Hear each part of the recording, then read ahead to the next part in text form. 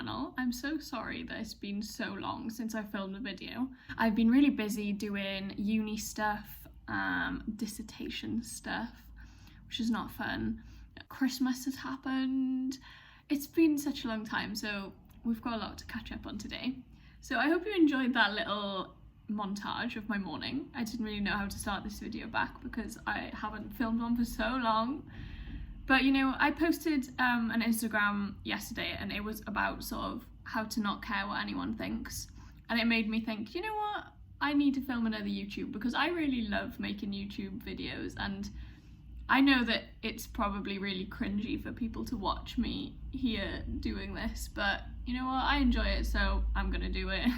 Because like I said in the post, I don't want to be like 80 years old and think, oh, I wish I had the confidence to do that when I was like 20, you know? Today I'm gonna do a like student day in the life vlog. I don't really know what I'm doing, but that's the kind of videos that I love to watch, and I really thought there was a lack of when I was sort of doing my A-levels and thinking, what am I going to do? Do I want to go to uni? Like, and especially now, there's everything at the moment for me anyway is remote, like everything's online. And I just thought probably going to be really useful for people to see a typical day in the life for a student, especially in a pandemic, and yeah, graphic design student. So just in case you have no idea who I am or what I do, I'm Ellie. I'm 21 years old. I'm studying graphic communication at Cardiff Metropolitan University, or Cardiff School of Art and Design. I'm currently in my third year, so I'm about scarily like a third of the way into my third year.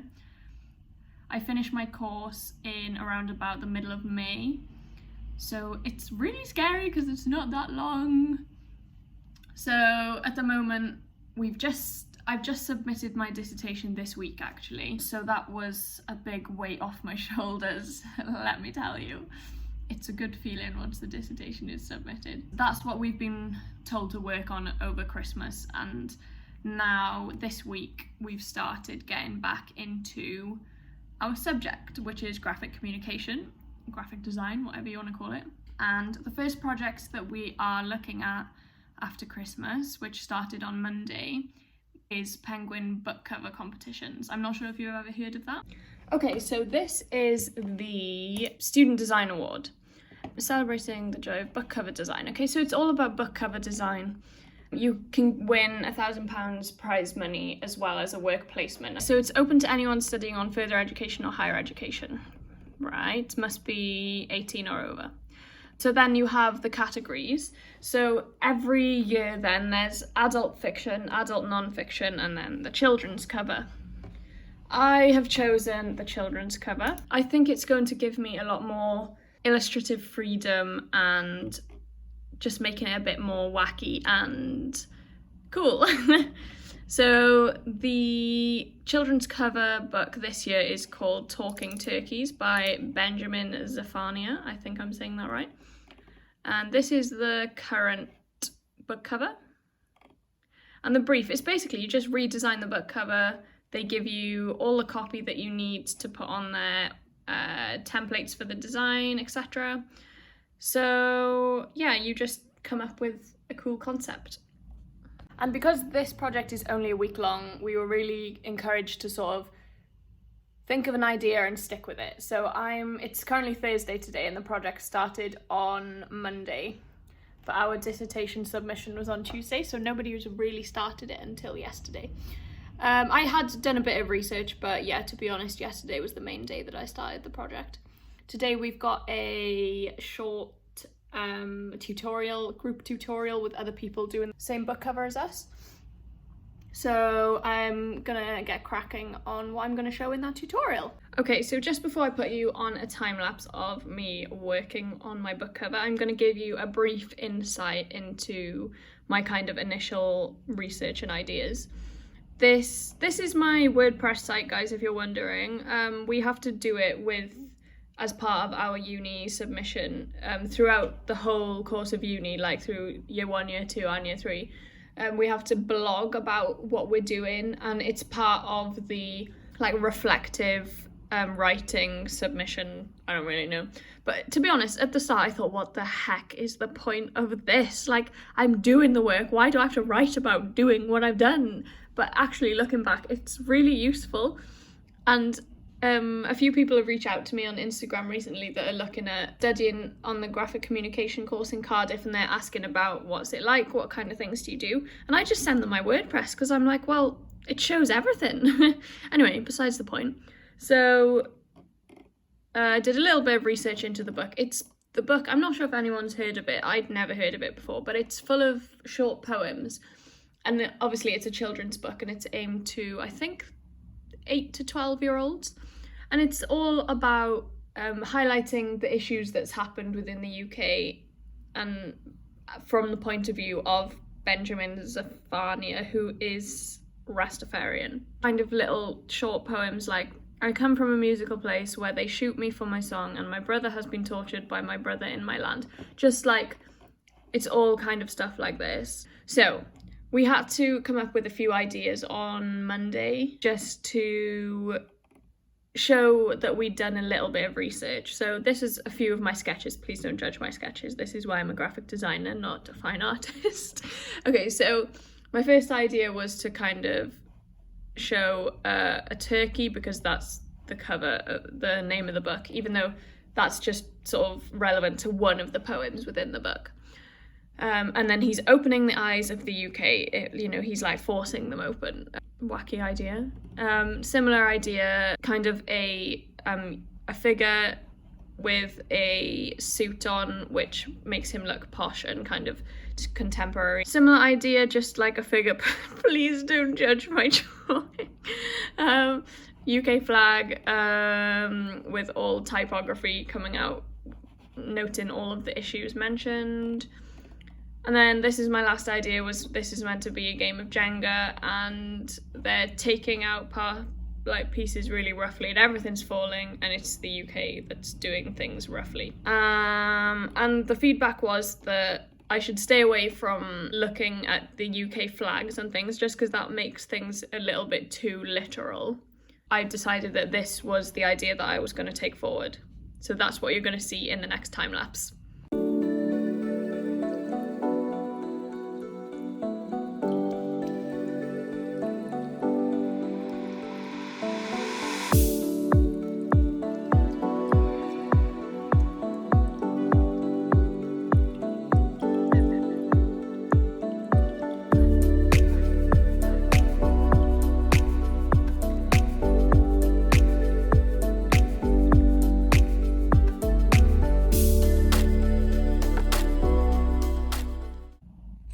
So this is where I'm at the moment, guys. I would say I've probably done around an hour's work, just sort of messing around with things. I'm still not happy with it, to be honest. Like, I'm gonna work on this pull-out quotation, and I might try and do some kind of hand-rendered type, trying to make it cohesive with this, and I need to play around with the layout. But for now, I'm gonna leave it and do some of my other work for a while.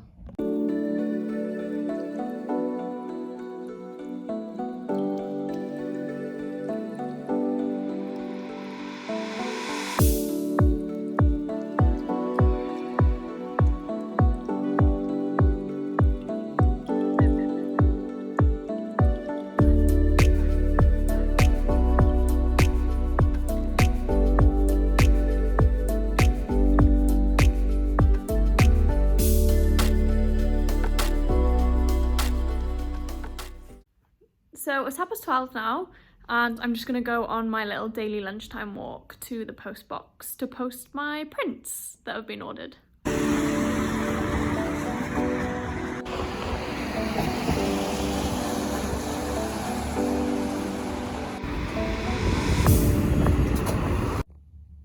This is my lunch. So I'm having a flatbread with like peri peri chicken, yogurt and some apple, and my faves things ever, these Nature Valley protein bars. So good.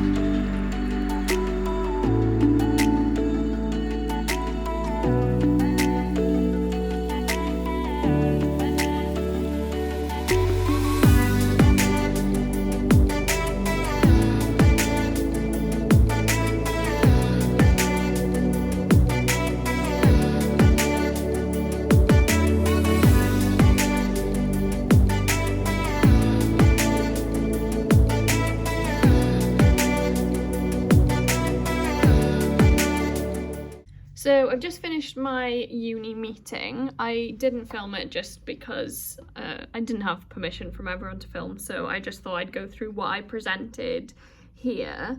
So this is what I presented. So this is just a little sort of insight into my ideas, so brief sketches, the idea that I took forward and the illustration of it. This was the first concept. So yeah, I've put this on, you've seen this, I've put this on. So I've inserted my illustration of the Jenga blocks onto the template for the book cover. I've made, what they really encourage you to do is make the back and the front sort of work together as one piece.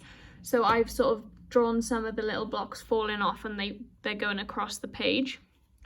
I've added some type here. I'm not really happy with all of this yet, but this is what I showed. And then second concept I did was with a kind of Rastafarian flag kind of background, which I'm not really feeling, but I had the idea and I had to execute it just to see what it looked like. So the feedback that I got from my tutors and my peers was a mixture of things. So the positives were this kind of pastel coloured childlike type, which I did myself on the iPad. And yeah, just the pastel colours throughout the theme. So they thought that I should include some more pastel colours within this side and maybe even colour some of the Jenga blocks, not necessarily with pastels, but instead of them being grey, just add in a bit more colour to make it a bit more appealing for children especially. And then also some of the negatives were this shadow of the Jenga blocks. Everyone said it looked like a puddle and they didn't get it, so that's fair enough. That's what the tutorials are for. Okay, so feedback in terms of the type was that this was really strong and fitted the theme of the book really well. My tutor suggested that I experimented with writing in this style for some of the body copy on the back of the book, and they agreed that I needed to work on this a lot more. My tutor also suggested that I incorporated some of these Jenga blocks within this type. So instead of maybe having these kind of strange typefaces, maybe I use some of the Jenga blocks. So it's 6:30 now. I'm just wrapping up with the rest of my uni work, saving everything. I've put my pajamas on, done my skincare, and next I am going to cook some dinner. I think I'm gonna have chicken quesadillas tonight. Love them. So I have around 200 grams of chicken breast, 1 orange pepper and some mushrooms. I've just put some garlic with it. If you follow my Instagram, you will know how obsessed I am with this stuff. If you haven't tried it, you should try it. So I've just added a little bit of tomato puree, and once all the chicken is all cooked and the vegetables are all cooked, I just transfer it all to a bowl. So there's not much left in the pan. I can put that back on heat. And then the first wrap goes in like that. And then you can tip on however much filling you want to put in.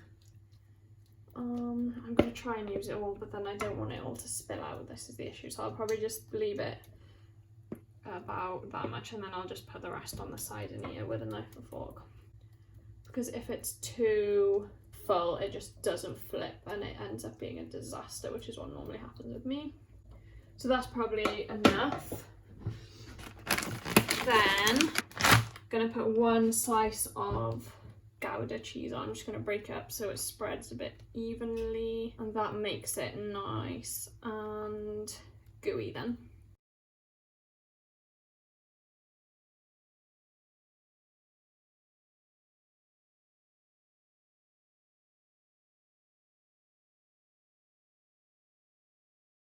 This is what it looks like, just flipped it again. So I'm gonna put it out on the chopping board now. Then I just chop it. It should be quite like crunchy like that. That's how I like mine anyway. Chop it into 4. Jesus.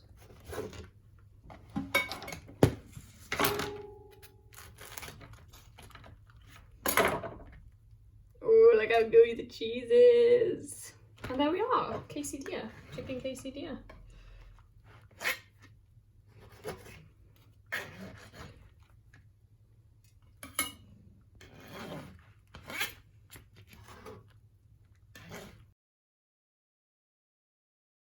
So here's the finished result.